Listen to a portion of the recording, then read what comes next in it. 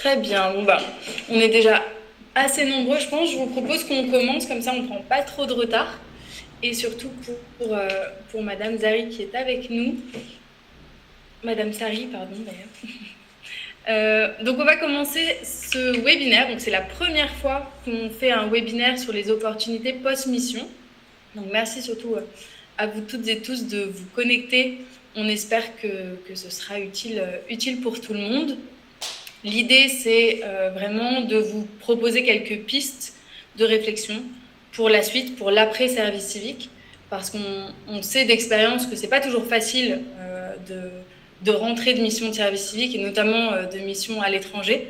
Donc là, l'idée, c'est de vous proposer quelques idées dans les domaines que nous, on connaît, donc sur les questions de coopération internationale, de solidarité, les questions d'environnement aussi. Et puis, en fonction de vos profils, on va parler aussi de pistes dans les secteurs de l'éducation et de la culture. L'idée, c'est que vous puissiez bien sûr profiter de ce moment pour apprendre des choses, mais aussi poser des questions ou partager un peu des réflexions. Et nous, on essaiera de répondre au maximum à vos interrogations. Et on espère que ce sera surtout utile pour vous. Donc, le programme. On va commencer avec une présentation de Madame Sari, qui représente l'Institut de l'engagement. Peut-être que vous avez déjà entendu parler de cette structure, qui notamment a pu être évoquée peut-être dans la newsletter de l'Agence du service civique. Donc on va la laisser vous présenter ce que peut proposer l'Institut de l'engagement pour les volontaires service civique et anciens et anciennes volontaires service civique. On aura aussi un premier temps de questions et réponses auprès de Madame Sari, justement, pour qu'elle puisse vous répondre en direct. Et ensuite, on la libérera, puisqu'elle accepte déjà de nous accorder de son temps ce soir. Et ensuite, on restera, nous, pour parler de deux autres éléments. Donc, un focus sur 3 thématiques, donc les questions d'environnement, d'éducation et de culture. Donc, on vous proposera certaines des astuces ou des structures sur lesquelles vous pourriez vous renseigner pour la suite. Et on terminera avec d'autres dispositifs de volontariat pour ceux ou celles qui voudraient continuer dans la solidarité internationale, dans la coopération, puisque vous savez que vous ne pourrez pas refaire un service civique, mais si vous souhaitez continuer quand même dans le volontariat au travers d'un autre dispositif, il y a d'autres dispositifs qui existent. Voilà. Donc on vous présentera tout ça. Et à la fin, on pourra avoir un temps d'échange aussi, de questions-réponses. Vous pouvez, tout au long du webinaire, poser des questions aussi dans le chat. Françoise est avec nous et regardera un peu au fur et à mesure si vous envoyez des messages. Et voilà, donc n'hésitez pas aussi à nous interrompre s'il y a des questions en direct, mais on aura bien ce temps à la fin pour les questions. Avant de commencer, on vous propose de scanner le QR code que vous devez voir sur votre écran, pour nous dire si vous savez déjà ce que vous voudriez faire après votre volontariat, que ce soit une idée précise ou juste une piste. Voilà, les réponses commencent déjà à arriver. Mais tout le monde gère super bien le temps. Voilà, si vous avez des idées très précises ou plus des domaines aussi. Parce que l'idée, c'est que voilà, on s'est basé sur ce que font nos nouveaux volontaires, et enfin nos anciens volontaires, et ce que nous aussi on aurait aimé faire. Mais peut-être que vous avez aussi d'autres idées, donc n'hésitez pas si vous avez d'autres choses. L'idée, c'est qu'on fasse tous ensemble. Collecte de fonds, en assaut. CDD. Ta reprise d'études. Ok, génial. Bon, c'est bien de voir déjà qu'il y a pas mal de choses qui devraient pouvoir répondre à ces sujets-là. Ok. C'est bon. Si vous ne savez pas du tout, et s'il y en a qui veulent me dire je ne sais pas, c'est possible aussi qu'on fasse une idée de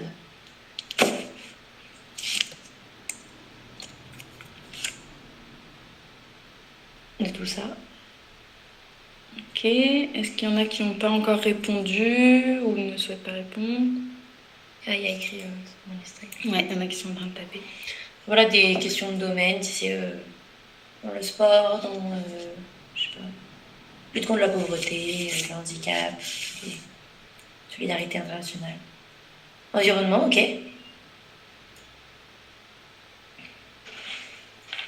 Ok. Est-ce que y en a qui n'ont pas du tout d'idée? Vous pouvez par exemple soit lever la main ou mettre un point d'interrogation. Effectivement.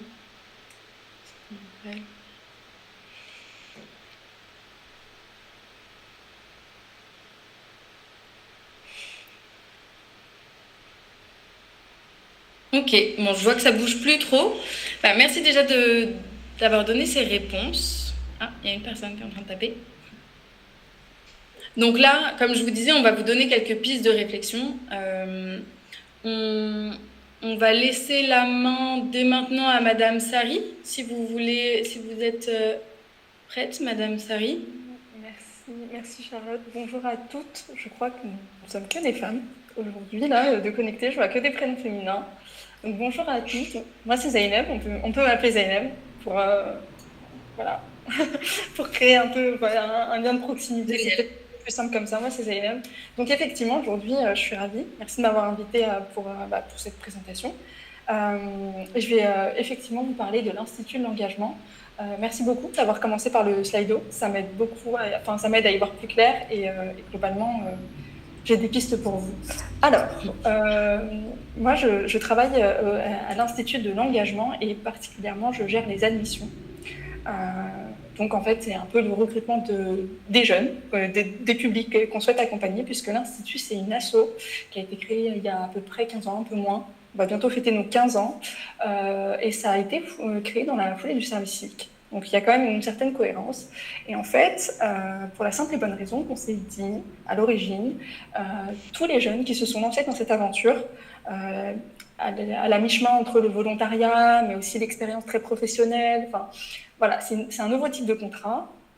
Et donc, une fois que tous ces jeunes se sont lancés, ont signé et se sont engagés en service civique, l'idée c'était de leur proposer OK, et après, qu'est-ce que je fais? Qu'est-ce qu'on peut leur proposer?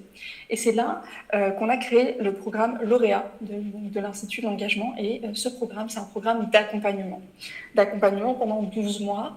Et c'est un accompagnement au projet d'avenir, à la réalisation du projet d'avenir. Et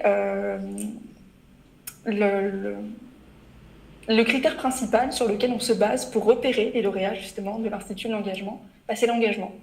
Il y a pas mal de programmes d'accompagnement, des programmes de mentorat qui existent, qui sont proposés par divers organismes, par d'autres assos. Nous, notre critère, c'est vraiment l'engagement, puisqu'on part du principe que l'engagement n'est pas anodin, qu'avoir fait le choix du service civique, c'est révélateur de vous et de votre personnalité, de votre sensibilité, de vos valeurs. Et aussi, ça révèle, l'engagement révèle le potentiel des jeunes. Ça, on en est convaincus. Et c'est pour ça que notre critère de sélection, c'est l'engagement. Donc là, a priori, tout le monde est éligible, puisque toutes volontaires en service civique. Et donc, ce qu'on propose, c'est un accompagnement d'un an, un accompagnement individuel qui est assuré par ce qu'on appelle une chargée d'accompagnement ou un chargé d'accompagnement. Et en fait, cette personne, c'est une professionnelle de l'accompagnement, c'est vraiment son métier à temps plein, et elle accompagne tout type de projet. Donc parmi vous, j'ai vu là les retours, il y a quand même pas mal d'insertion professionnelle et reprise d'études. Ça tombe bien, c'est vraiment nos actions principales, puisqu'en fait, on propose un accompagnement soit de type formation longue, formation courte. Par formation, on veut aussi dire études sup. Donc postuler à des masters, rebondir en fonction des réponses aussi sur les masters, la recherche de stage, d'alternance. Ce sont des projets que nous accompagnons. Il y a aussi le parcours emploi, où là, ça va être la recherche d'un emploi, un CDI, un CDD, une autre mission. J'ai vu aussi pour les VIE, etc. Donc, ça entre aussi, c'est compris dans cette catégorie-là. Et ensuite, on a un troisième parcours qui est la création d'activités. Voilà, on accompagne les projets de création d'activités, donc lancer son business, lancer son asso. On a envie de créer son activité, et l'Institut peut faire quelque chose. Et cet accompagnement donc individuel, il est sur 12 mois et il est surtout en parallèle de votre vie. Donc généralement, ce qui se passe quand on est sur la fin du service civique, ce qui revient très souvent de la part des tuteurs et même des volontaires, c'est j'ai gagné en autonomie. Ça tombe bien, puisque c'est un peu le but et c'est un peu aussi un critère sur lequel on se base pour sélectionner les lauréats.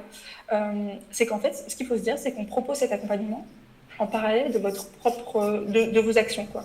C'est j'ai postulé, j'attends les réponses au master, je les aurai. J'ai été pris, je peux être accompagnée pour l'intégration. Je sais que je vais devoir chercher un stage, donc j'ai envie d'être accompagnée pour trouver un stage. Je sais à peu près dans quoi, j'ai repéré certaines offres. Est-ce que je m'y prends bien? Est-ce que mon CV est bon? Est-ce que l'Institut a des offres à me partager? Voilà. Donc en fait, c'est vraiment en parallèle de vos propres activités. Pareil pour la créa, on a beaucoup aussi d'étudiants, par exemple, qui ont un projet annexe. Donc à temps plein, on va dire, ils sont étudiants. Et à côté de ça, ils ont envie de lancer leur business. Et donc, ils seront accompagnés dans le cadre du programme lauréat. Voilà. Donc ça, c'est pour l'accompagnement individuel. Et ensuite, il y a un volet quand même collectif.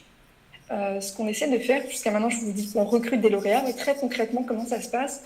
En fait, on fait des sessions d'admission pour repérer des promotions.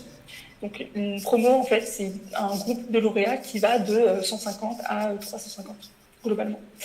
Il y en a 2 par an. Il y a une promotion d'automne et une promotion de printemps. Et donc, l'aspect promo, vous allez le découvrir au fur et à mesure.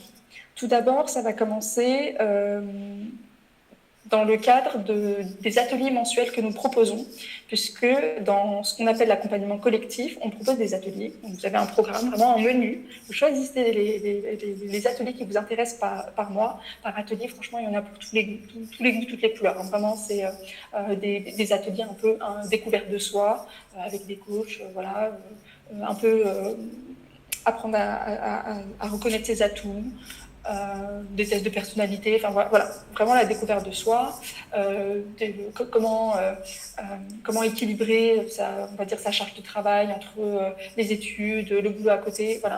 Donc il y a des ateliers dans ce type-là, et puis il y a des ateliers qui sont directement liés à vos activités, qui sont très concrets. Donc ça va être des entretiens blancs, ça va être développer sa culture générale pour préparer un concours, voilà. Il y a tout type d'ateliers, et il y a aussi par exemple des tables métiers que nous organisons, et très récemment nous avons organisé une table métier sur les métiers de l'humanitaire. Voilà, donc franchement ça a été un franc succès, je crois qu'on a eu 75 inscrits, ce qui est énorme. Donc voilà, donc vous choisissez mensuellement, et en fait l'idée de ces ateliers-là, ça va être de commencer à rencontrer les autres lauréats en visio. Puisque par atelier, généralement, vous êtes une petite quinzaine, et donc ça vous permet de faire des rencontres. En parallèle de ça, il y a des groupes privés qui sont créés, donc sur WhatsApp et sur d'autres supports. Et donc vous commencez doucement à prendre vos marques, et l'idée c'est d'échanger en fait avec d'autres jeunes engagés qui ont des projets, soit similaires aux vôtres, soit pas du tout, qui sont totalement différents. Et voilà, donc il y a ce principe-là d'atelier mensuel. Et puis au bout de quelques mois, il y a ce qu'on appelle le gros événement de l'année, c'est ce qu'on appelle l'université de l'engagement. L'université de l'engagement, qu'est-ce que c'est concrètement? C'est une semaine de conférences, d'ateliers, de cohésion. Voilà, il y a des moments un peu. Et l'idée, c'est qu'on se rencontre tous. Par tous, je veux dire votre promo, donc les lauréats, toute l'équipe de l'Institut, tous les partenaires PEDA, les partenaires d'entreprise, tous les partenaires, vraiment tout l'écosystème de l'Institut se retrouve pendant cette semaine. Et donc, nous organisons en fait cet événement-là. L'été dernier, nous l'avons organisé à l'Université de Poitiers. Nous avons aussi organisé en région parisienne, à Aubervilliers, une université aussi.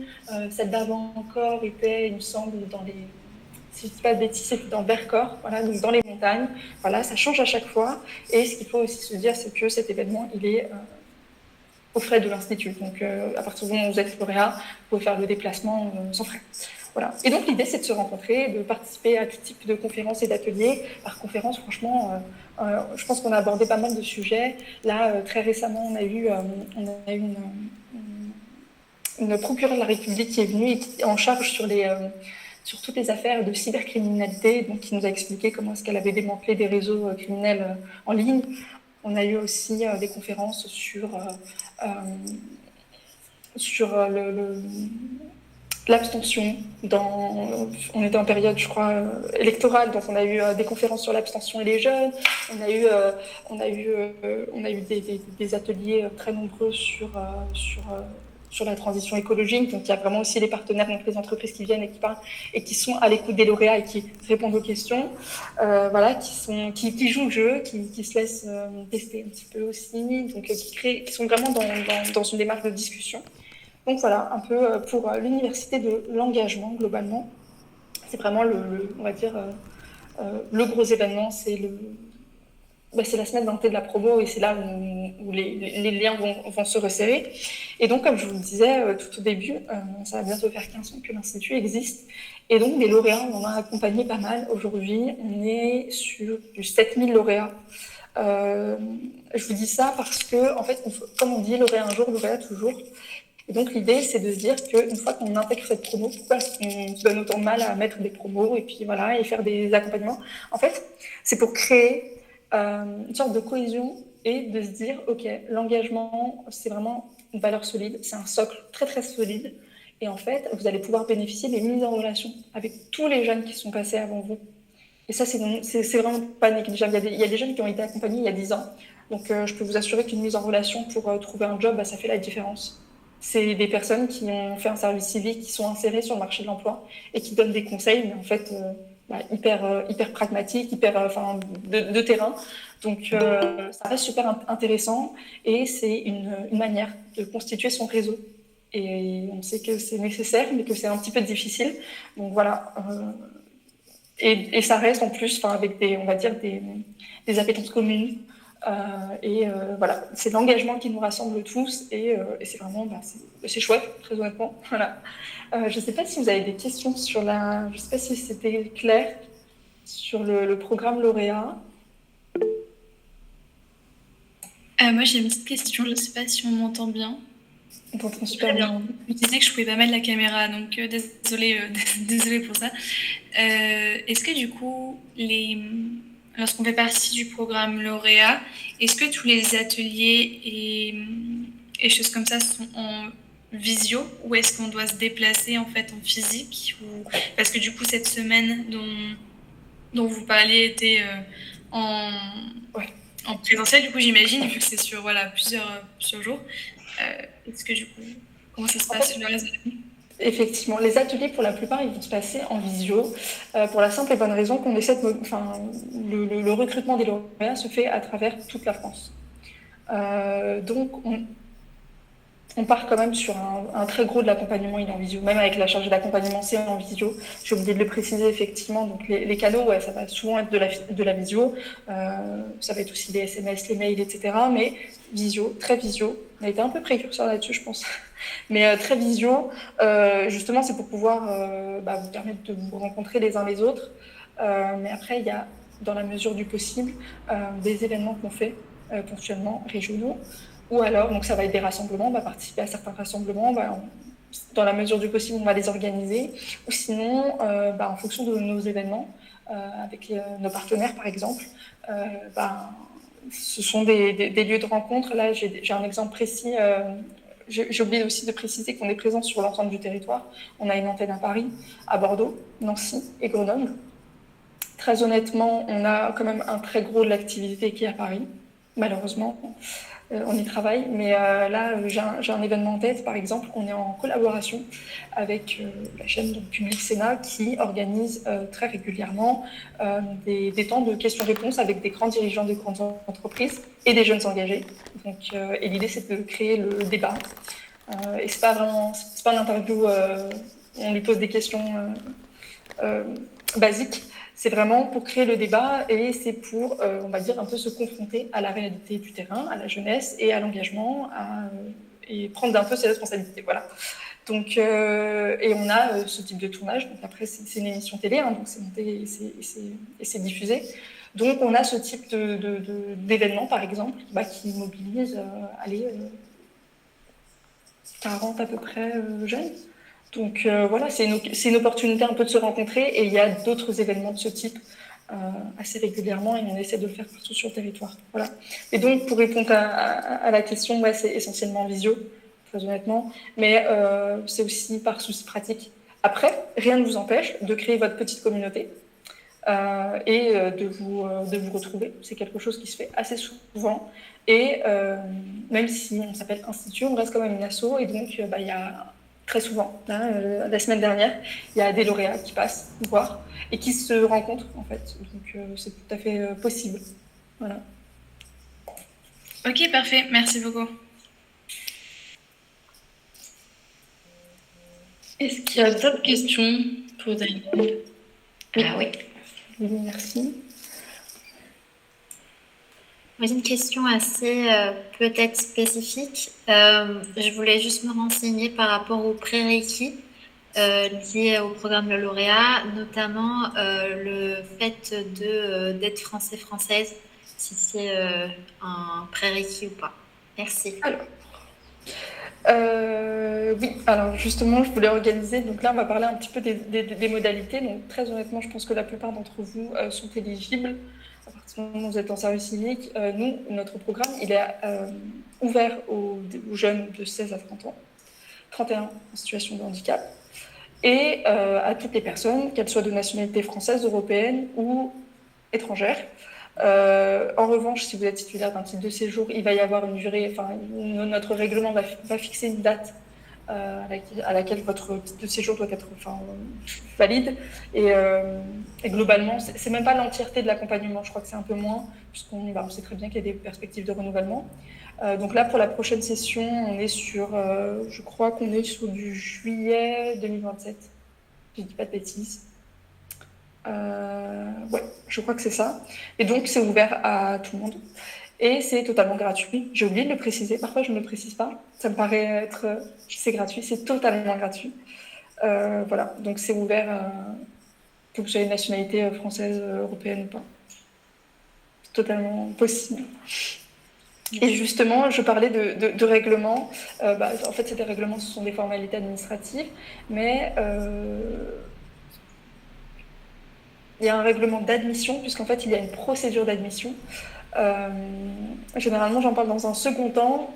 Il ne faut pas le voir comme un obstacle, c'est juste la procédure. Le programme lauréat est accessible sur candidature. Donc, l'idée, c'est de déposer un dossier. Par dossier, on veut dire un petit formulaire en ligne où on va poser, qui est décomposé en 3 parties. Une première partie sur les coordonnées. Une deuxième partie sur votre engagement. Donc, on va vous poser des questions sur votre engagement, sur vos missions, sur ce que vous avez apprécié, ce que vous avez un peu moins apprécié, ce que ça a révélé chez vous. Voilà, ce que vous voulez bien en dire finalement. Et une dernière partie sur le projet. Et donc, le projet, c'est est-ce que vous êtes vous avez un projet de formation études supérieures? Est-ce que vous avez un projet d'emploi ou création d'activité? Quel est-il? Et pourquoi est-ce que vous avez besoin d'un accompagnement? Quelles sont vos attentes, en fait, finalement? C'est plutôt ça, la question est formulée comme ça, en plus. Quelles sont vos attentes? En quoi l'Institut va faire la différence, en fait, dans votre projet? Voilà. Et donc, le dossier se décompose en 3 parties.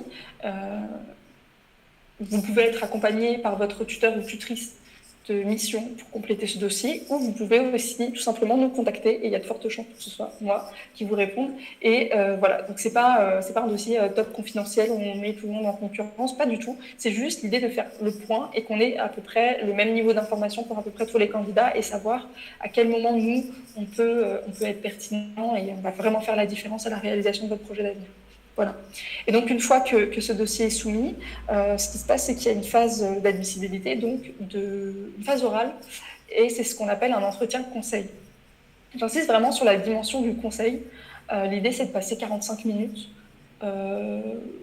entre le candidat et le jury. Le jury, il est bienveillant, c'est vraiment un prérequis. Il est bienveillant et il est surtout issu de plusieurs milieux. En fait, il va y avoir, je sais pas, du secteur associatif, de l'entreprise, de la fonction publique. Voilà. Et on essaie en fait d'avoir des jurys très équilibrés pour pouvoir donner un maximum de conseils et pour répondre à un maximum de questions. Donc en fait, quand on est admissible à l'oral, forcément le jury va poser des questions pour savoir un peu où est-ce que vous en êtes. Mais le candidat, la candidate, peut tout à fait poser des questions et c'est même le but. Donc voilà, il faut juste préparer un peu son entretien et se dire, il y a tels axes que j'aimerais explorer, est-ce que je m'y prends bien? Par exemple, j'ai fait ça, j'ai déposé ton candidature, est-ce que c'est suffisant?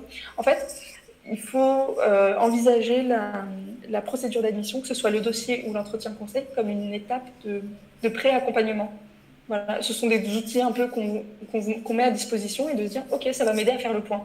Là, le fait d'avoir un dossier, de me dire, très concrètement, voilà ce que j'ai envie de faire, ça m'aide à faire le point. Et pareil, pour la discussion, en fait, des professionnels qui sont disponibles pendant 45 minutes juste pour échanger.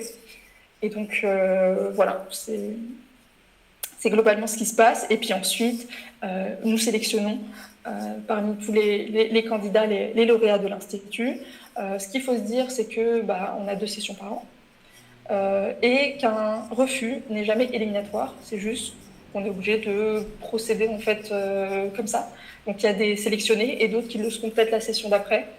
Rien n'est éliminatoire et surtout il n'y a pas d'enjeu sur la qualité du projet. C'est juste à quel point l'Institut, par le biais de son programme lauréat, peut faire la différence. C'est vraiment ça, c'est vraiment ce qu'il faut se dire. Et donc là, très concrètement, nous allons avoir une prochaine session qui ouvrira le 8 juin. Et vous allez pouvoir déposer vos dossiers de candidature pendant tout l'été, en fait. Et ça fermera le 21 septembre.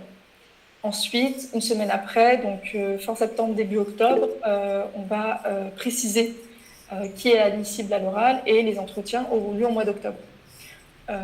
Et à l'issue de ces entretiens, nous publions la liste des admis et l'accompagnement débute au mois de novembre. De novembre 2026 à novembre 2027. Et ce qu'il faut aussi avoir en tête, c'est que la prochaine session d'admission, donc après celle qui va démarrer au mois de juin, démarre au mois de décembre. Donc elle se termine au mois de novembre, puis elle rouvre au mois de décembre pour un accompagnement au mois de mars. Voilà. Donc, notamment pour les projets formation, c'est top. J'ai vu qu'il y avait un petit commentaire ou une question. Oui, bonjour, j'ai une question. Justement, je n'ai pas été acceptée. Alors, mon dossier avait été accepté, j'ai fait l'entretien, qui s'était d'ailleurs très bien passé, mais malheureusement, je n'avais pas été acceptée. Et on m'avait pas trop donné d'informations, donc justement, je suis contente d'apprendre que c'est pas éliminatoire et que je pourrais peut-être éventuellement recandidater. Mais c'est vrai que ça mobilise pas mal de choses. Donc, est-ce que je vais devoir redemander à 2 personnes de répondre à ce formulaire?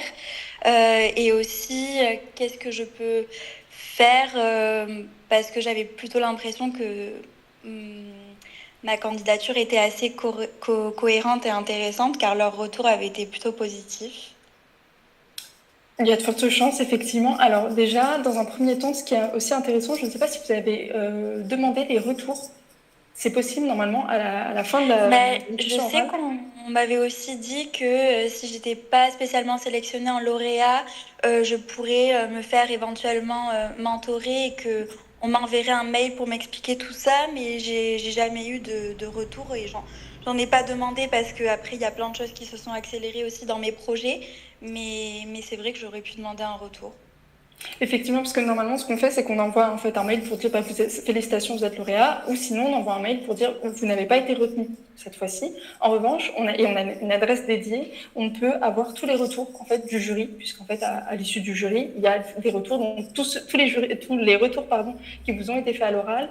Et bien sachez que il y a eu une partie écrite où vraiment le jury reprend tout le déroulé de l'entretien et adresse les conseils, des liens ou des ressources s'il y en a. Et il y a même en fait une phase de relecture à l'écrit, en fait, où il y a un jury qui relit votre dossier avant même que vous passiez à l'oral.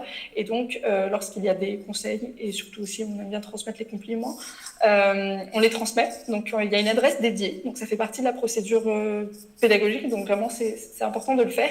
Et effectivement, nous avons un deuxième programme. Et très souvent, en fait, ce qui va se passer, j'en doute pas, pour les dossiers qui sont solides et qui sont cohérents, c'est possible que pour cette session, effectivement, ça ne fonctionne pas. Pour celle d'après, pourquoi pas. Ou alors, il va falloir peut-être revoir sur est-ce que le programme lauréat va vraiment faire la différence? Est-ce que pourquoi pas un mentorat finalement? Donc, et nous avons d'autres programmes d'accompagnement qui sont peut-être plus pertinents. En l'occurrence, le programme mentorat, il va s'adresser à tous les jeunes qui ne savent pas trop où est-ce qu'ils en sont. Donc, si par exemple, à l'issue de votre mission, vous ne savez pas si vous reprenez des études ou si vous vous insérez sur le marché de l'emploi, soit l'un soit l'autre, vous êtes un peu perdu, le programme mentorat, bingo, il est fait pour ça. Et très concrètement, c'est 6 mois d'accompagnement par un mentor ou une mentor, et donc des bénévoles de l'Institut de l'engagement que nous formons, et c'est nous qui opérons les mises en relation. Donc vous avez une chargée de mentorat qui va suivre votre relation avec le ou la mentor. D'accord. Et de la même manière, pour le programme mentorat, il y a aussi des ateliers mensuels, mais qui sont différents. Voilà. Il y a des ateliers mensuels. Et pour toutes les candidatures qui ont déjà été ouvertes, en fait, si vous voulez, c'est en 2 temps. Dans un premier temps, vous créez votre compte et ensuite vous déposez votre dossier. Donc là, si votre compte existe encore, il suffit si vous n'avez pas demandé à ce qu'on le désactive, vous pouvez tout simplement vous reconnecter et vous allez tomber sur votre ancien dossier. Et donc, vous pouvez juste reprendre. Généralement, il y a quelques infos qui changent. J'imagine que les dates de mission service civique ne vont pas changer. Et donc, elles sont sauvegardées. Vous allez vraiment retrouver votre dossier tel que vous l'avez soumis, en fait. Donc là, il n'y a aucun problème là-dessus. Et d'ailleurs, vous pouvez, par exemple, entamer une candidature là maintenant et ne pas la soumettre et vous dire, en fait, non, je pense que je vais la soumettre au mois de janvier. J'y verrai plus clair à ce moment-là. Donc ça, c'est tout à fait possible. D'accord, merci beaucoup. Donc, il y a une autre question dans le chat. C'est Marie-Claire qui demande, est-ce que vous auriez des exemples de projets qui ont pu être mis en place par les lauréats ? Alors, on a plusieurs projets, on a de tout genre. On a, là, sur la création d'activités, je me souviens d'un lauréat là, qui, 17 ans, après avoir passé beaucoup de jours et de nuits sur les jeux vidéo, en l'occurrence Fortnite, il a lancé son propre club. Et dans le milieu de l'e-sport, il a commencé à se renseigner, de savoir un peu comment est-ce que ça fonctionne. Il y a des assos, donc il y a des groupes qui se retrouvent, en fait, des joueurs qui se retrouvent et qui jouent en équipe. Et lui, il a décidé de lancer sa propre activité et en fait, il a envie de lancer sa propre boîte de sponsors et de financer et donc des joueurs. Donc il a constitué sa petite équipe et voilà, il a envie de démarcher certaines entreprises et de lancer sa propre agence e-sport, très précisément sur le jeu qui le passionne depuis toujours. Donc ça, c'est vraiment un projet créa. Il n'y en a pas souvent des comme ça, mais ça arrive. Il va y avoir aussi des projets formation, on va dire, un peu plus classiques, où là, ça va être tout simplement l'accompagnement en candidature, par exemple sur un master.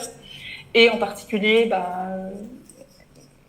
faire appel à notre réseau de partenariats. Et nous avons signé des conventions avec pas mal d'établissements de l'enseignement supérieur. Donc, par exemple, je ne sais pas, des écoles, donc des écoles de management ou des écoles en tout genre. Il va y avoir de la mode, il va y avoir des écoles plus connues, HEC, les 3A, voilà. Les IEP, la plupart des universités en France, les IEP, la plupart aussi, oui, tous, Sciences Po Paris, Lyon, Lille. Il va y avoir aussi des partenariats avec des centres de formation, mais un peu plus courtes. Donc, on a accompagné des projets là-dessus.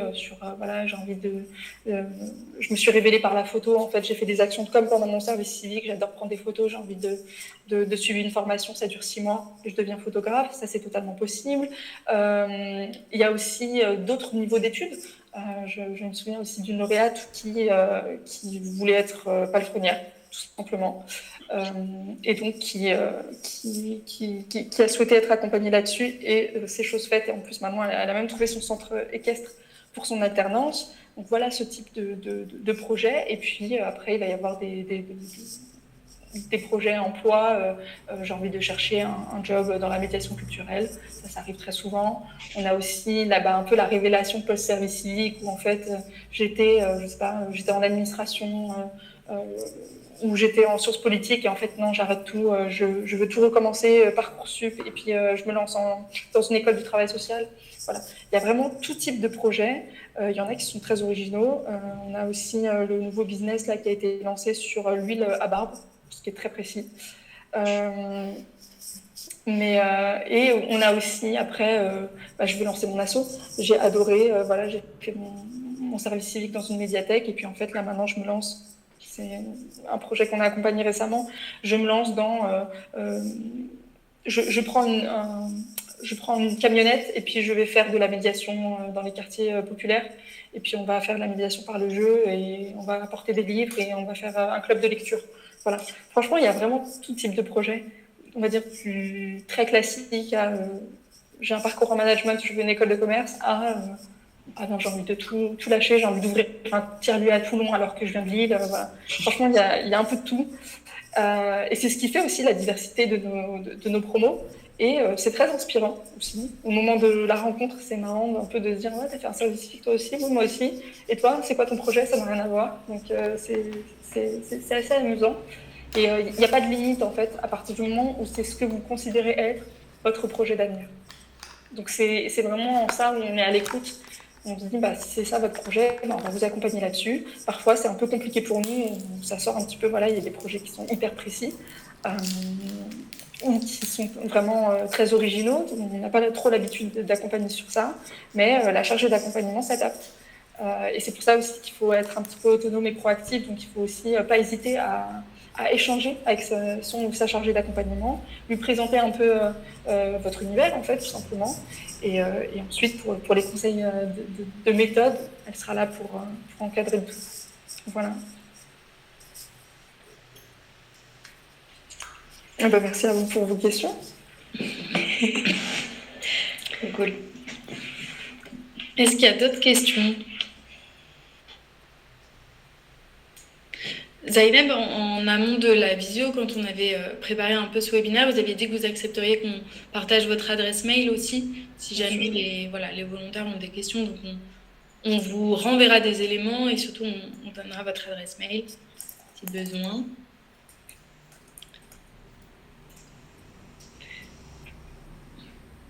C'est même déjà fait. Parfait. Quelle efficacité. Vraiment. De toute façon, toutes les infos, elles seront à retrouver sur engagement.fr. Qui avons ce nom de domaine. Engagement.fr, c'est assez simple. Effectivement, il va y avoir toutes nos actions de manière un peu générale. Donc, nos actions de sensibilisation, on a rapidement parlé. Je sais qu'il y a des appétences pour la transition écologique, etc. Donc, on a de la ressource en ligne, par exemple. On a d'autres programmes. On a le programme Mentorat. On a maintenant le programme S'engager pour rebondir, où là, pour le coup, vous êtes déjà engagé, donc pas tout à fait concerné. Mais voilà, il y a plein de choses. Et ce qu'il faut se dire, c'est que normalement, l'Institut peut quelque chose pour vous un peu n'importe quelle étape. Voilà. Si vous venez de commencer le service civique, vous pouvez opter pour le mentorat. Ça, c'est si vous voulez transmettre l'info. Vous pouvez opter pour du mentorat. Le programme lauréat, c'est plutôt quand vous êtes en cours de mission ou en fin de mission. Vous avez jusqu'à 2 ans après la fin de votre service civique pour pouvoir déposer un dossier et être accompagné. Donc, et aussi, supposons, c'est 3 ans après, en fait, vous pouvez aussi faire valoir d'autres expériences d'engagement, de bénévolat. C'est tout à fait éligible. Là, on fait un focus service civique puisque c'est ce qui vous concerne, mais voilà, il y a d'autres types d'engagement et très souvent, ça va avec. Enfin, service civique et puis on s'est engagé soit avant, soit après. Donc voilà, faut vraiment pas hésiter à nous écrire, à nous poser des questions et à voir ce qu'on peut faire là, très, très concrètement en fonction de votre profil. En revanche, il n'y a vraiment pas de barrière à se mettre sur le type du projet ou de la qualité du projet. Ça, il n'y a vraiment aucune barrière à se mettre. On accompagne tout type de projet. Là, je sais que la période n'est pas idéale. Parcoursup Mon Master, c'est déjà passé. Enfin, vous avez déjà, j'imagine, déposé vos candidatures. Il ne faut pas hésiter à vous tourner vers nous en fonction des résultats. Donc, voilà. Super, merci beaucoup. S'il n'y a pas d'autres questions, on va peut-être vous libérer.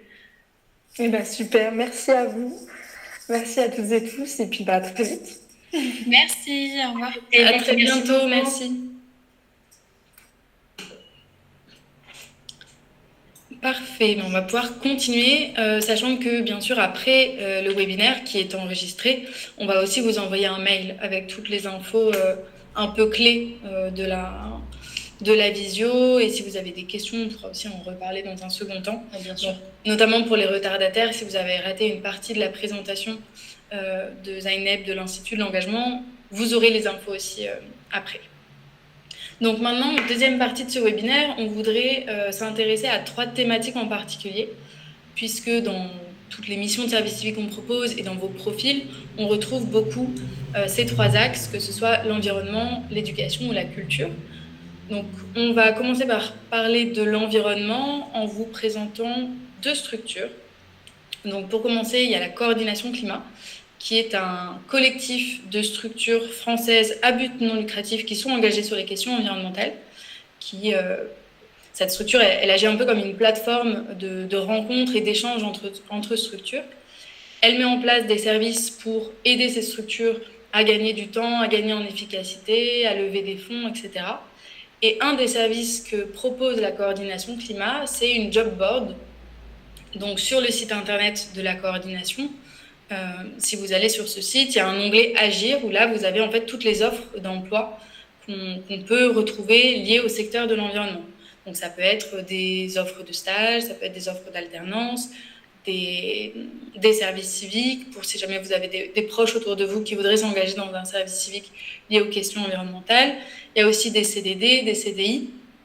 Ce sont des offres qui sont publiées, qui sont proposées par des membres de la coordination climat.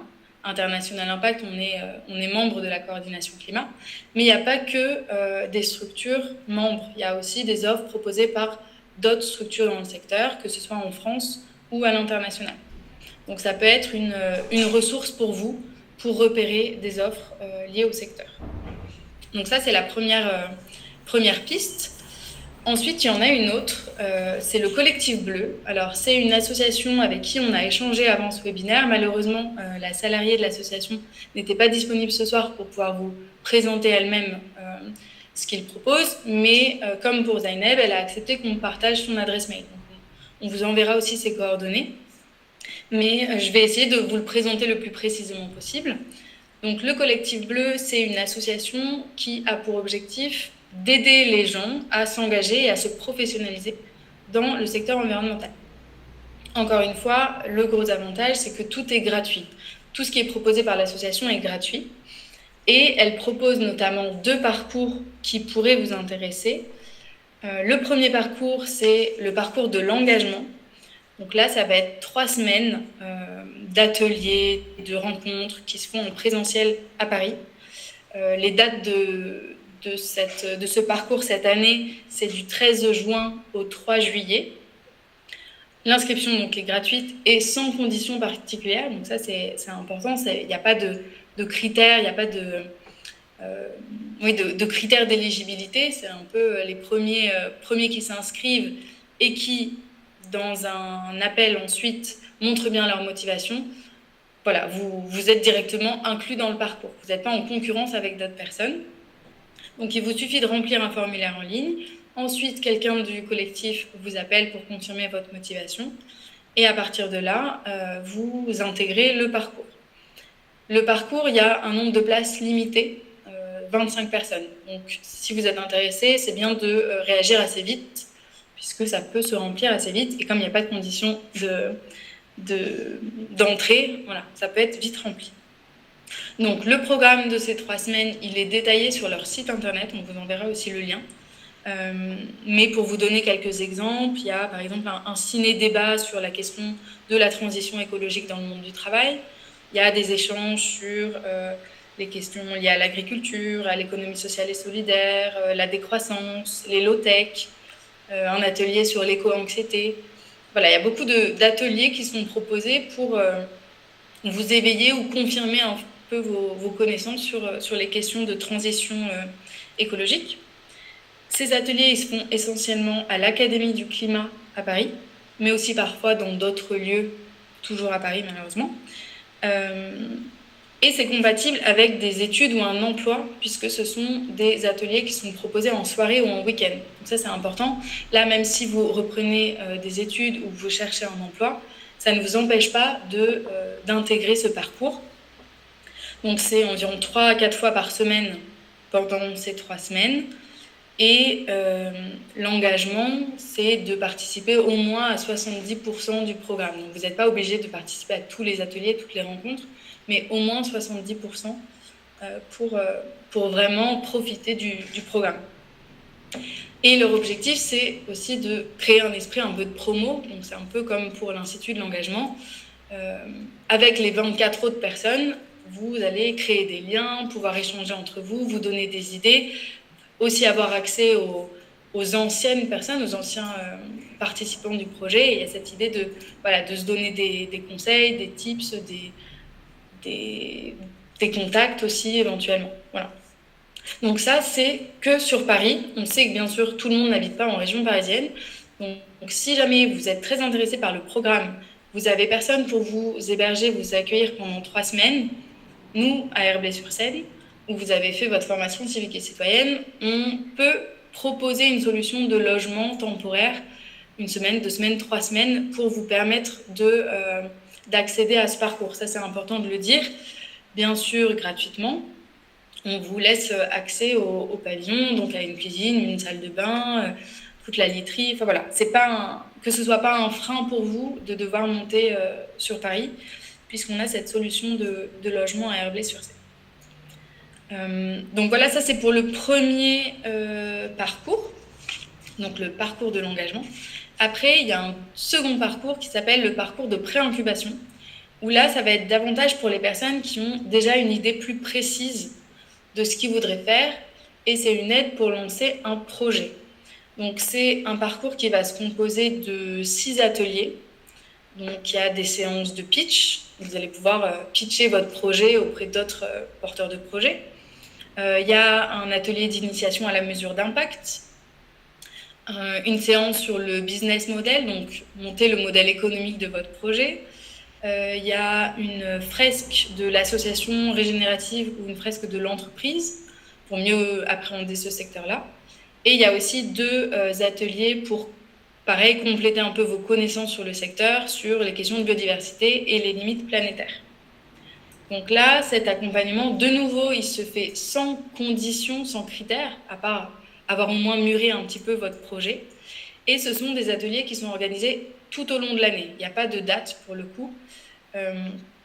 Et là, ça va se faire en ligne parfois, sinon beaucoup à l'Académie du climat sur Paris, mais aussi dans d'autres villes comme à Nantes, La Rochelle, à Biarritz, Montpellier aussi. Donc là, de nouveau, si jamais vous avez besoin de monter sur Paris, on peut proposer aussi le logement. Mais sinon, il y a aussi des possibilités de faire en visio et de faire dans d'autres villes que sur Paris. Et c'est aussi, encore une fois, compatible avec la poursuite d'études ou la recherche d'un autre emploi. Peut-être pour vous donner quelques exemples de projets accompagnés, la salariée nous avait dit qu'il y a par exemple une architecte d'intérieur qui veut se lancer maintenant dans la rénovation thermique et transformer des lieux qui sont des passoires thermiques, faire une rénovation pour changer un peu ce statut de passoire thermique des bâtiments. Il y a un porteur de projet aussi qui veut créer une alternative à Uber Eats, qui serait avec des meilleures conditions pour les travailleurs, mais aussi un objectif 0 déchet avec des contenants réutilisables, par exemple. Voilà, donc il faut avoir quand même une idée un peu précise, mais ensuite ça vous permet d'avoir un réel accompagnement pour vous aider à lancer votre projet. De nouveau, peut-être pour anticiper la question, je ne pense pas qu'il y ait de contraintes liées à la nationalité des participants, des porteurs de projets, ni même de limite d'âge. Il y a vraiment cette idée plutôt d'encourager toutes les personnes qui veulent se lancer là-dedans ou qui ne sont pas encore forcément très formées aux questions de l'environnement, mais qui veulent avancer là-dessus. Voilà. Je ne sais pas si vous avez des questions sur ces 2 parcours, ou même sur la coordination climat juste avant.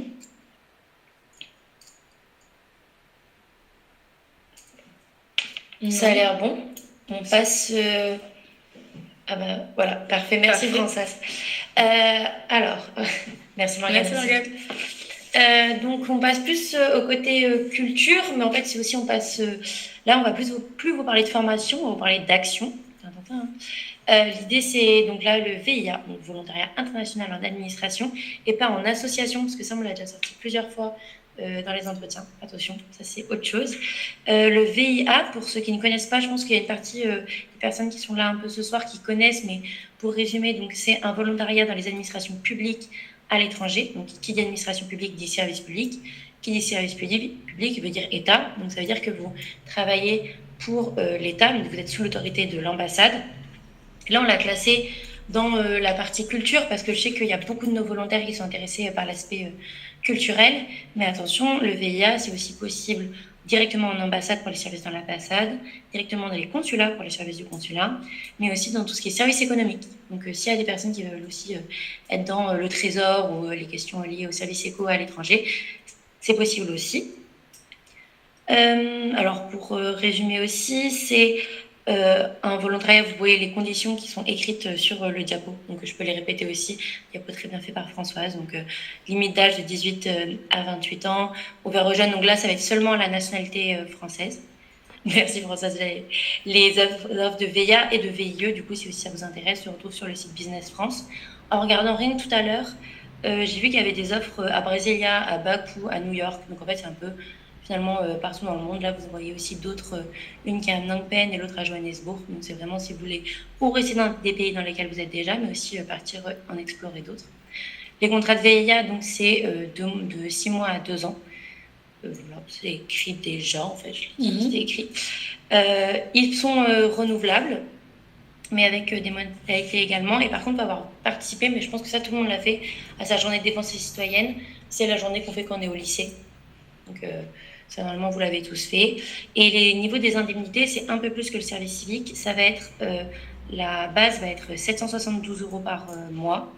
Par contre, bien sûr, si vous êtes dans des pays où le coût de la vie est plus cher, je pense, voilà, un VIA en Norvège ou un VIA dans un pays du Nord, par exemple, vous allez avoir donc plus d'indemnités qui vont être prises en charge. Ça va être un calcul qui va être fait par rapport à ça. Et potentiellement, le logement également. En termes de recrutement, il y a un calendrier de recrutement qui sort, alors pas tous les ans, mais de temps en temps. Ça va être surtout par rapport ça va être les services éco ou les ambassades qui vont les sortir en expliquant que voilà, ils vont recruter dans l'année ou ils vont rencontrer dans les prochains mois. De ce que j'ai compris, ça par contre, ça va être plus sur le service éco, mais je pense que c'est comme ça sur tous les VIA. Il y a plusieurs entretiens. Ces entretiens qui sont du coup avec le service public, donc avec l'administration française. Donc ces entretiens qui sont assez sérieux, donc il faut quand même bien les préparer. Il y a d'abord un entretien avec le responsable RH du ministère. Ensuite, ce sera avec un professionnel qui est sur place, savoir si vous êtes apte, par exemple, si vous êtes apte à vivre dans un pays où c'est un peu plus difficile. Et ensuite, vous avez un entretien avec des équipes sur place. Donc c'est des volontariats, certes, mais c'est aussi des missions qui sont très sérieuses. Si vous postulez à ces sujets-là, ça va souvent, vous allez être lié et à l'administration, mais aussi beaucoup aux ambassades. Dans ce cas-là, ils attendent qu'il y ait beaucoup de sérieux dans les candidatures.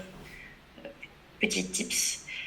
Ensuite, ouais, j'ai vu, merci Françoise, tu peux revenir si tu veux sur la slide d'après. Il y a le profil culture. Juste peut-être pour préciser sur les VIA, puisque c'est en ambassade, les volontaires là, qui sont actuellement en institut français, faut que vous sachiez que les instituts, enfin vous le savez d'ailleurs déjà certainement, les instituts français sont très liés aux ambassades.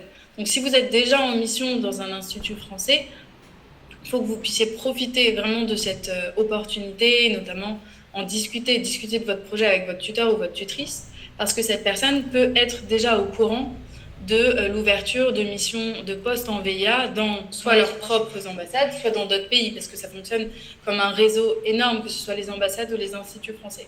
Donc n'hésitez pas à profiter de cette opportunité du service civique au sein d'un institut français pour déjà vous positionner. Vous êtes presque déjà dans le réseau, donc c'est le bon moment pour avoir les infos sur les VIA qui sont ouverts ou en cours d'ouverture.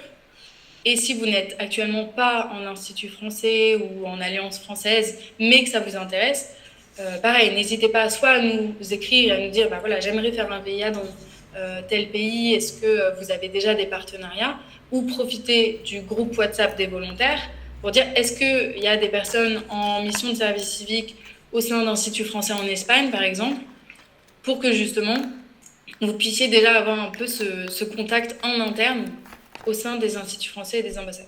Voilà. Et pareil, faire valoir un service civique au sein d'un institut français ou d'une alliance française, c'est vraiment un plus pour une candidature pour un VIA. On a pas mal d'anciens ou d'anciennes volontaires qui sont aujourd'hui VIA. Voilà. Parfait. On passe un peu plus du coup sur la culture. Merci beaucoup Charlotte pour cette précision. Donc profil culture, normalement si vous êtes un peu déjà dans la culture, je crois que vous connaissez. Moi qui ne l'étais pas du tout, je l'ai aussi découvert avec ce travail. C'est un site qui regorge d'opportunités. Là vous allez trouver donc des opportunités de stage, mais aussi de CDD, de CDI en France et à l'international.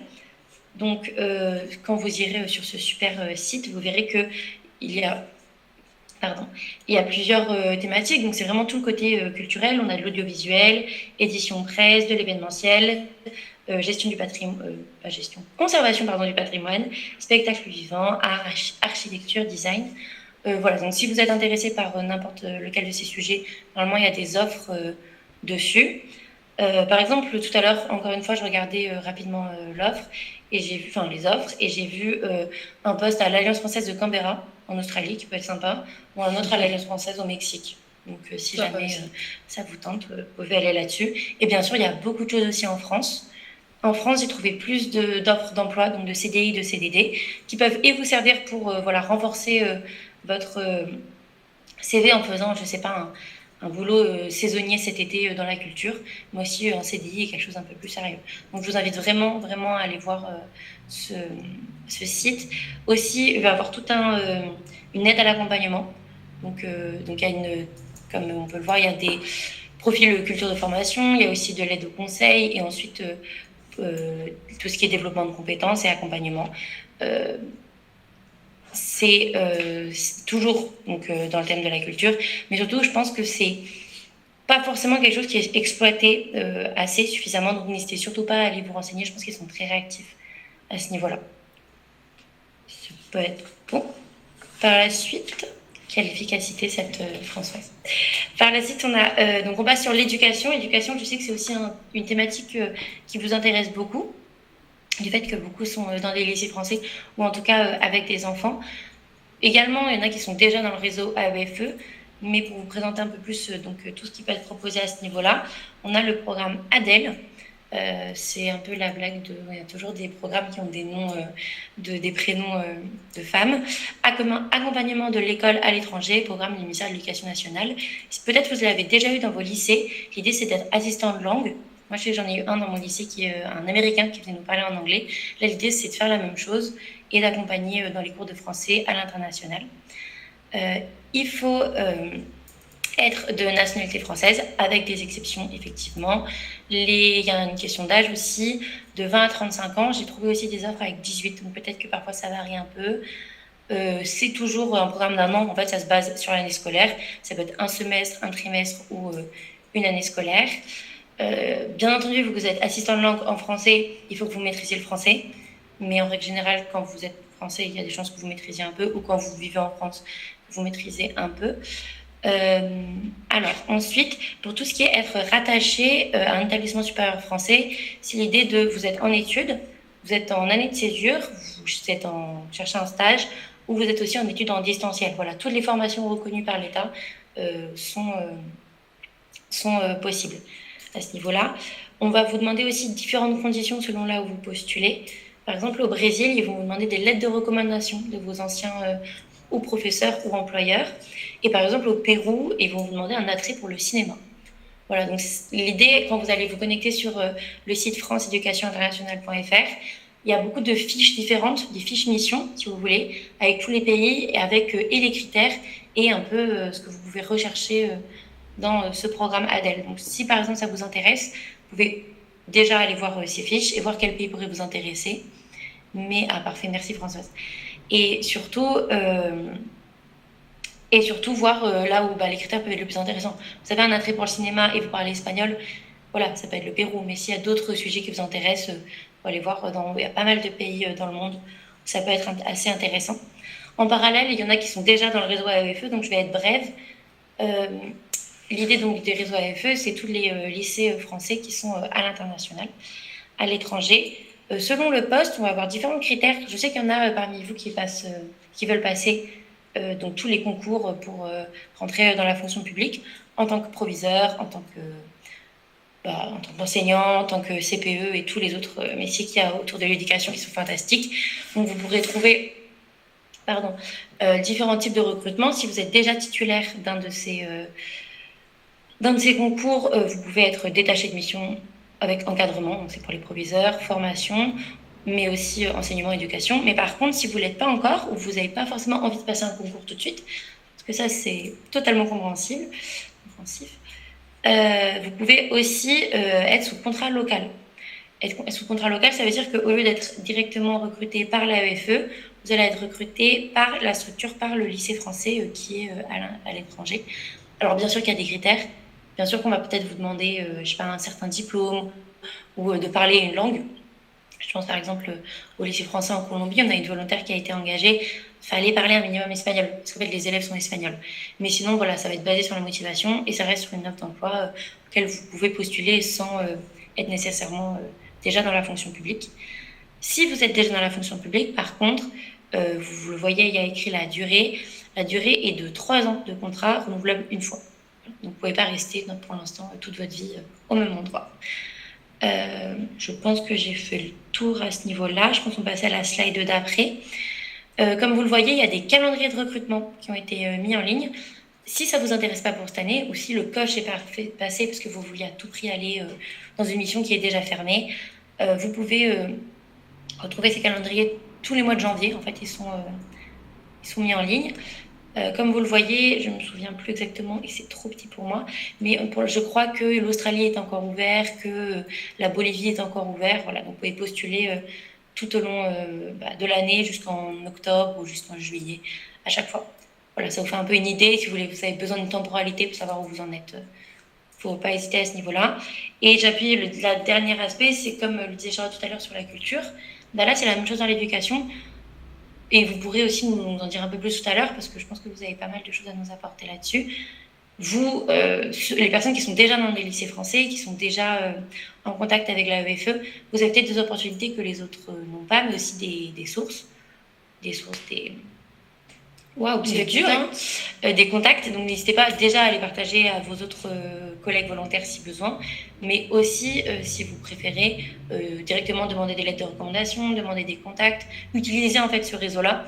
Le réseautage, c'est aussi important à ce niveau-là, et surtout que la plupart des personnes, si vous avez fait un super volontariat, vous êtes super content que vous continuez avec eux ou dans le réseau. L'idée, voilà, ça reste d'être en travail avec des bonnes personnes, même si vous ne travaillez pas encore. Voilà, j'ai fini pour mon partie éducation, il me semble. On passe à... Donc, on va parler... Donc, c'est la dernière partie. On va parler d'autres types de volontariat. Donc, ceux ou celles qui voudraient continuer dans la coopération internationale, la solidarité internationale, et éventuellement partir ou repartir à l'étranger, il y a d'autres types de volontariat qui existent en plus du service civique. Donc, il y a d'abord le VSI, donc Volontariat de Solidarité Internationale, donc qui est un peu l'équivalent du VIE ou du VIA, mais cette fois-ci en ONG, en association. Donc, c'est strictement dans des structures à but non lucratif et strictement en dehors de l'Union européenne.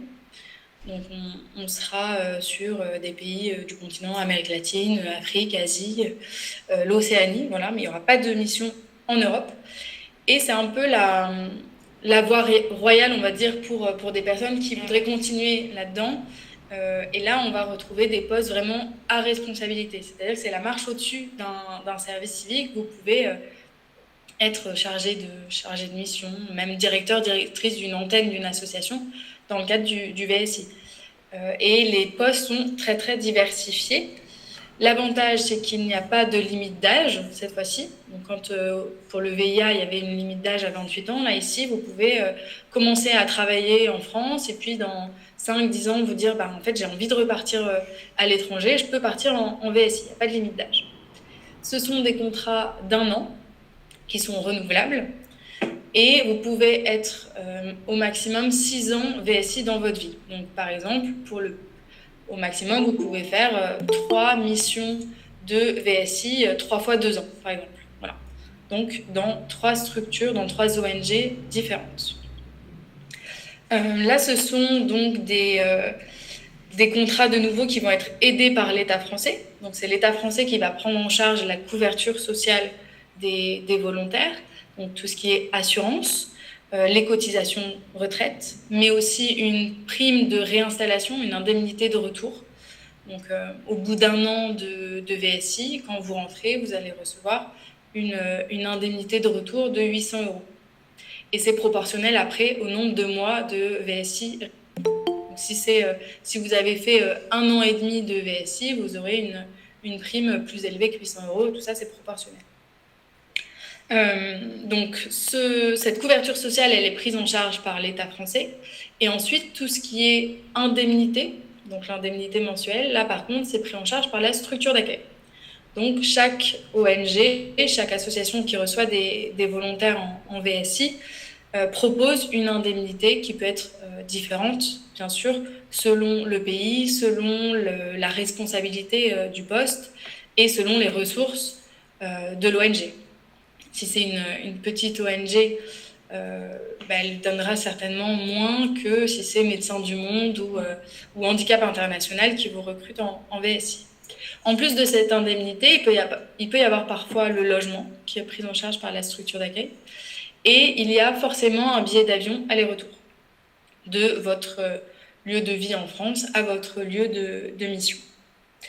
Donc, toutes ces conditions, elles sont donc obligatoires dans le cadre du VSI, l'aller-retour, l'indemnité prise en charge par la structure d'accueil. Juste, cette indemnité peut varier en fonction de la structure. Ce qu'il faut savoir, c'est que le contexte actuel, quand même, il n'est pas très favorable au VSI. On vous le dit donc en toute transparence. Depuis 2026, l'État a décidé de réduire de 30% le budget qui était alloué au VSI. Donc, il y a encore beaucoup d'offres de VSI, mais il y en a certainement moins que les années précédentes. On ne sait pas du tout si ça va pouvoir réaugmenter dans les années futures, mais pour l'instant, voilà, c'est plutôt une tendance à la baisse. Mais vous retrouverez quand même toutes ces offres, soit sur le site de France Volontaire, qui est, que vous connaissez presque tous et toutes, je pense, qui est en fait une structure qui se charge de coordonner tous les volontaires français et françaises qui sont en mission à l'étranger. Donc vous avez les offres sur leur site, ou vous avez aussi les offres sur le site Coordination Sud, qui là est un site de référence pour le VSI, mais plus largement aussi pour tout ce qui est offre de stage, d'alternance, de CDD, de CDI, que ce soit en France ou à l'international, sur tout ce qui est question de coopération et de solidarité, mais aussi d'ailleurs d'environnement. Vous pouvez retrouver aussi des offres sur les questions environnementales. Donc si jamais vous souhaitez continuer là-dedans, dans cette voie plutôt coopération, solidarité, c'est vraiment utile et même indispensable, je pense, de regarder le site Coordination Sud. Donc là, Françoise avait repéré aussi des postes proposés. Donc vous avez énormément de choses très différentes dans différentes thématiques, que ce soit dans la santé ou même la culture, en France, à l'étranger. C'est assez énorme toutes les possibilités qu'il y a. Voilà pour le VSI. Si vous avez des questions, on peut les poser maintenant, sinon on pourra les poser à la fin. Ouais, peut-être à la fin, Voilà. comme ça on fait un bilan. Parfait. On peut continuer. Ensuite, ça c'est... alors si on disait que le VSI c'était la grande sœur du service civique, le corps européen c'est la cousine, je sais pas. C'est le côté en fait européen du volontariat, bien sûr développé par un programme de l'Union européenne pour permettre aux jeunes de s'engager. Alors attention, c'est pas parce que c'est un programme de l'Union européenne que c'est des volontariats qu'en Europe. Il y a beaucoup de volontariats qui sont avec des pays tout autour, partout dans le monde finalement. La spécificité, c'est que vous pouvez le voir, on peut faire un volontariat de 2 semaines et on peut aussi faire un volontariat de 12 mois. En fait, vous avez le droit de faire une mission courte et une mission longue. C'est donc 2 programmes qui sont différents et bien entendu, vous ne faites pas la même chose, une mission de 2 semaines et une mission de 12 mois. Et si ça se présente un peu comme le service civique, dans le sens où si vous faites une mission de plus de 2 mois, vous avez une formation de préparation au départ, formation que vous avez déjà eue avec nous normalement pour autre chose, mais également par contre, là, à ce moment-là, vous avez une indemnité, mais surtout le voyage aller-retour est pris en charge, vous avez le visa qui est pris en charge et le logement, ainsi qu'une assurance. Voilà, donc c'est aussi des avantages financiers qui ne sont pas des moindres quand on fait des volontariats. Et quand on veut un peu partir, faire une mission courte puis une mission longue, ça permet de partir aussi à 2 endroits différents. Il y a beaucoup de missions différentes. Je suis allée regarder régulièrement cette semaine. Tous les jours, je vois avec des nouvelles offres. Merci, parfait, Françoise. Voilà, donc il y a des thèmes. Le thème, ça peut être la lutte contre l'exclusion, l'accueil des réfugiés et des migrants. Il y a aussi des thèmes plus ludiques comme le sport ou, alors à ce niveau-là, au moment-là, la culture.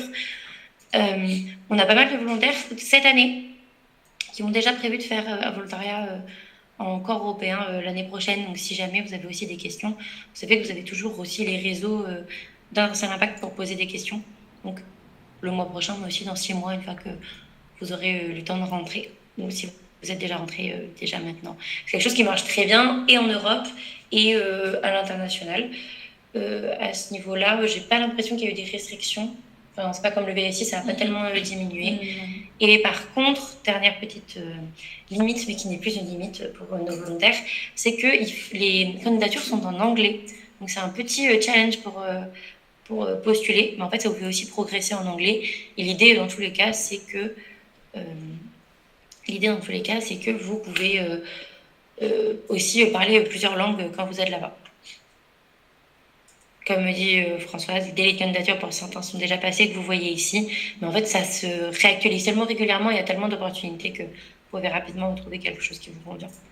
Voilà. Alors bien sûr, beaucoup d'opportunités, mais aussi beaucoup de monde qui postule. Donc on vous invite à faire des superbes candidatures.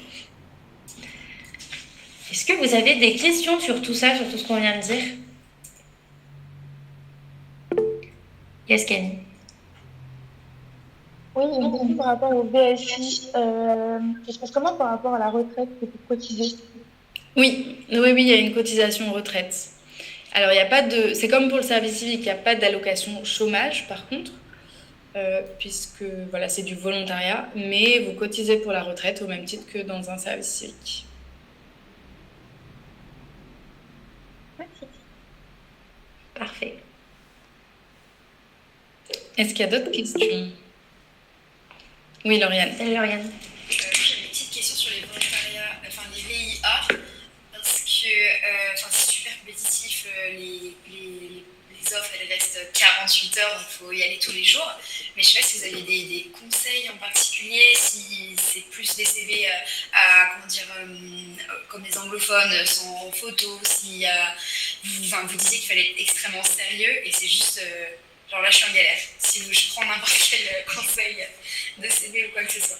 Là-dessus, Lauriane, si tu veux, on pourra aussi en discuter toutes les deux. Mais c'est vrai que d'après les retours qu'on a eus, il faut un CV qui soit digne d'administration publique française. Donc très sérieux. J'ai l'impression que les photos sont toujours assez appréciées dans l'administration publique aujourd'hui. Donc garder un peu ce côté-là aussi. Et comme tu le dis, être ultra réactif. Mais ce qu'on m'a aussi conseillé au niveau des VIA, c'est de vraiment passer par la procédure et pas forcément contacter les gens sur LinkedIn ou en privé, ou en tout cas dans leurs adresses qui sont privées, parce que vraiment, quand elles... C'est interdit ça d'ailleurs. Ça c'est proscrit. Ouais, c'est proscrit. Pareil pour les lettres de recommandation. C'est pour ça que c'est très sélectif, mais en même temps un peu dur parfois d'avoir ne serait-ce qu'un entretien, quoi.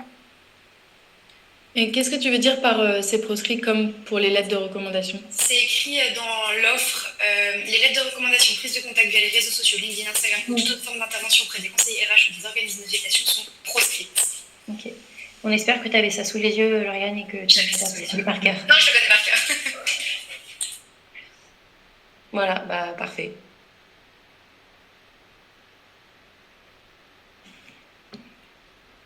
Est-ce qu'il y a d'autres questions ou remarques? Oui, Camille. Il y a aussi le site Relief Web qui propose des offres de travail dans la solidarité internationale. Et on peut directement cocher au niveau du pays. Donc quand on cherche dans un pays en particulier, on peut y aller tous les jours et aller regarder ce qui se passe. Et c'est assez bien fait. Je trouve qu'il y a beaucoup d'offres qui sont publiées. Enfin, ça dépend des pays. Je peux mettre si vous voulez le site après. On le mettra aussi dans le mail un peu récap. Mais effectivement, il y a d'autres sites. En règle générale, sur Coordination Sud, il y a beaucoup d'offres sérieuses, mais qui relaient aussi d'autres sites. Donc, si d'ailleurs vous avez d'autres références, n'hésitez pas à les partager. Et ça peut être effectivement une bonne astuce d'aller revoir, bien sûr, régulièrement les sites, mais aussi de mettre les alertes. Vous savez, de vous inscrire sur les alertes, comme ça vous mettez des filtres, et dès que des nouvelles offres sortent, vous êtes tout de suite contacté par mail, et ça permet d'être très réactif, puisque la réactivité, c'est un sujet, que ce soit pour les VIA, mais pour toutes les postes, en fait, finalement.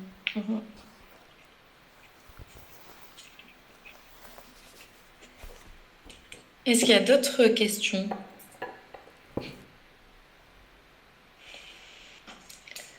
Non, c'est bon pour tout le monde.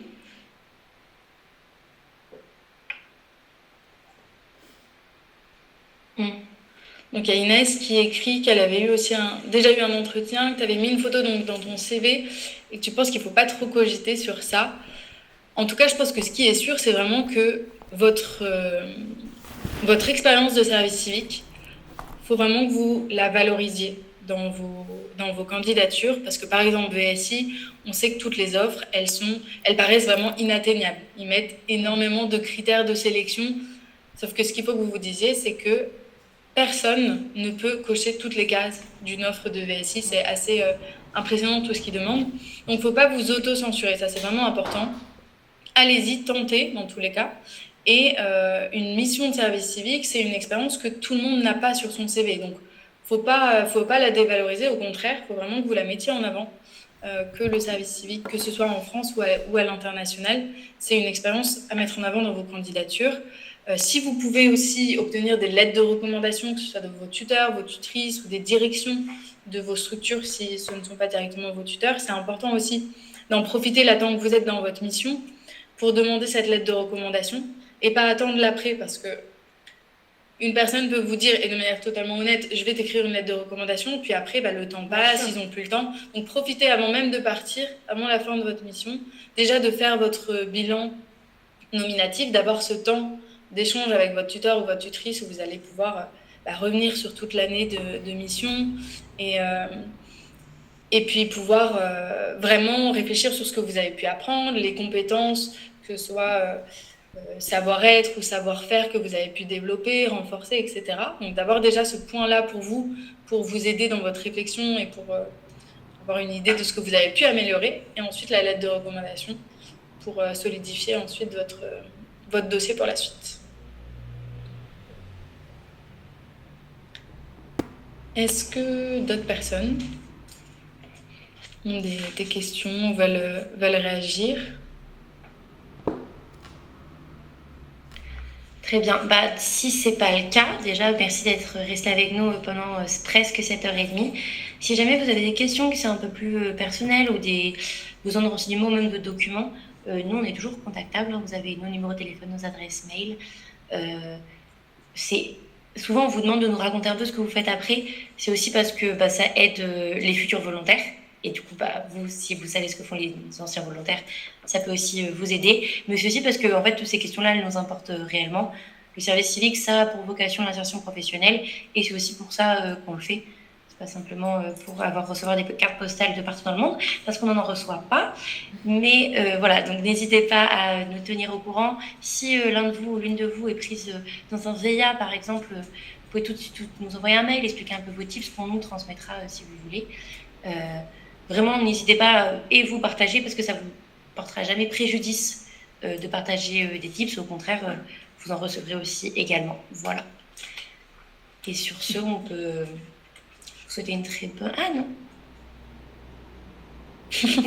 non, Adèle qui écrit maintenant. Quand vous dites lettre de recommandation, c'est pour des offres d'études supérieures ou pour des offres d'emploi? Les deux. Pour les deux. Ouais, pour les deux. Et puis même si vous vous dites là tout de suite, ça va me servir... En fait, demandez quand même une lettre de recommandation, on ne sait jamais, ça peut servir pour ensuite, pas le prochain poste, mais celui d'après. Donc, n'hésitez pas, même si vous dites que vous n'allez pas la mobiliser tout de suite, autant en profiter de l'occasion. Voilà. Et je suis d'accord, la gestion du diapo était exceptionnelle. Merci beaucoup Françoise, qui a aussi géré la logistique de ce webinaire. On espère que ça aura été utile aussi pour tout le monde. On va se débrouiller pour faire un mail récap, vous envoyer le diapo aussi. vous envoyer l'enregistrement. Et comme disait Anaëlle, on reste bien sûr dispo si vous avez d'autres questions.